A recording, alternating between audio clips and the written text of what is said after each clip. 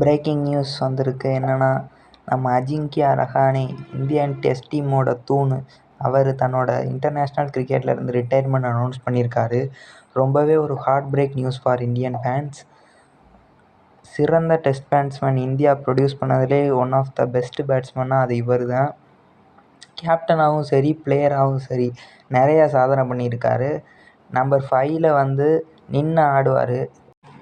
ரொம்பவே com and cool person. யாரையும் அது அவ்வளோவா இது பண்ண மாட்டார்.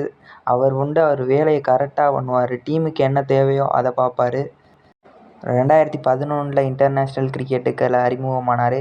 அதுக்கப்புறம் அவர் முக்கியமாக எதனால் பேசப்பட்டார்னா, ஓவர்சீஸ் கண்டிஷன். ஓவர்சீஸில் நிறையாவே நல்ல ஒரு குட் நாக்ஸ் ஆடி கொடுத்துருக்காரு.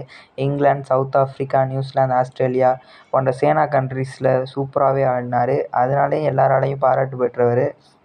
பார்டர் கவாஸ்கர் ட்ராஃபியில் தனியாளாண்டு டீமை வின் பண்ண வச்சார். கோலி இல்லாமல், பும்ரா இல்லாமல் ஜெயித்த captain. Thank you Ajinkya Rahane for all.